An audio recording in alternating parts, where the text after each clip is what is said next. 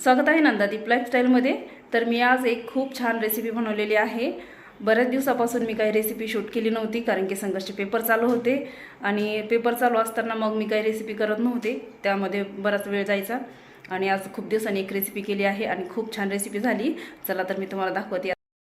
तर आज मी बनवलेले आहेत डाळीचे वडे, हरभऱ्याच्या डाळीचे वडे आहेत बघा। आणि चला, संघर्ष पण आलाय नाश्ता करायला। संघर्ष बसला होता दुकानात। बघा खाऊन आजची रेसिपी कशी झाली।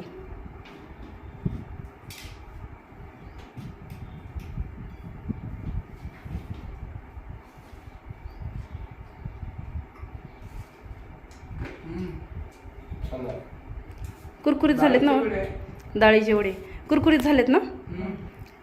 तर ही डाळीच्या वड्यांची रेसिपी आवड निवड किचनवरती मी अपलोड करत आहे, तर तुम्ही नक्की पहा। आणि चला आता आम्ही नाश्ता करतो।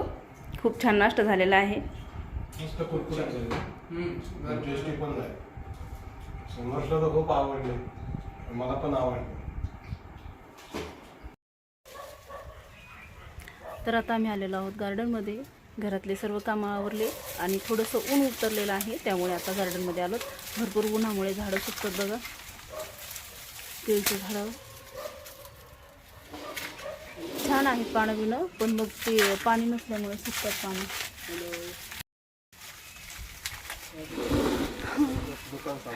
संघर्ष दुकान सांभाळते, त्यामुळे तो खिडकीतूनच बघतोय। तर संघर्षला आता येता नाही येत गार्डनमध्ये, कारण की त्याला आम्ही दुकानात बसवलं। काय झालं, लागलं? दाखवा, हळू करा ना, काम हाताला लागलं त्यांच्या। बघा छान केळीचे झाडं लपलप करतायत, पण पाणी नसल्यामुळे थोडेसे सुकतायत पण। आणि हाताने तोडू नका, ते विळा नाही तर काहीतरी पाहिजे त्याला तोडायला। हाताने नका तोडू, हाताला लागू शकतो। हां, आणि अशी झाडाचा पालापाचोळा असा आम्ही झाडाच्या बुडाशी लावतो, जेणेकरून झाडं सुकत नाहीत। कुत्र्याचं पिल्लू आलंय छोटंसं, ते बघा कंपाऊंड मध्ये। आपण तिकडून ते कंपाऊंड केलं, त्या साईडने ना खालच्या बाजूने हे नाही लावलं, छोटंसं पिल्लू। जाऊ दे जाऊ दे जाऊ दे। आंब्या खालची बॉटल आहे ना, त्याच्यामधलं पाणी संपलंय बघा, म्हणून तो सुकलाय आंबा। सध्या आमच्याकडे पाण्याची खूप टंचाई आहे, त्यामुळे जे काही किचन वेस्टमधलं पाणी निघतं तेच मी जमा करून ठेवते आणि तेच आम्ही सायंकाळच्या वेळेला झाडांना थोडं थोडं करून देतो। तर अशा पद्धतीने आम्ही झाडांना रोज पाणी पुरवतो।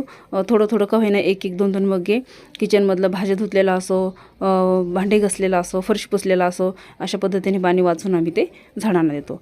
फरशी पुसताना आम्ही फिनाईल वापरलेलं पाणी टाकत नाही, जेव्हा फिनाईल वापरलं नाही तेच पाणी झाडांना टाकायचं।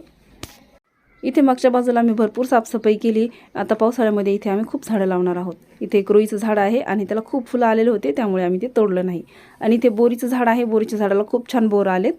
किती किती बोर लागले कसं काय बरं ह्या सीझन मध्ये?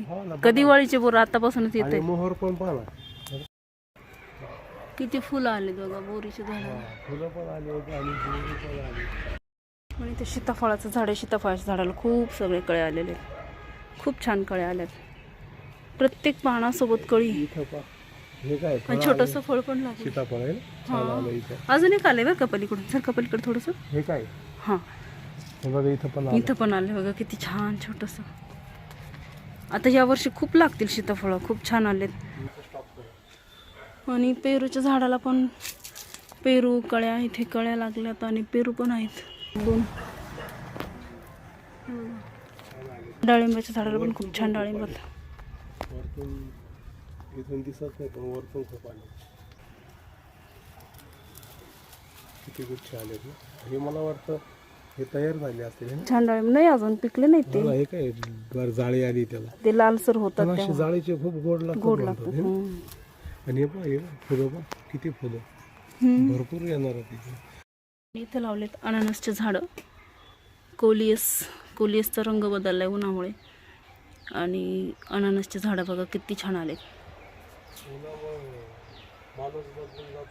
उन्हामुळे कसं झाडं सुकतात, हे सुकलंय पूर्ण।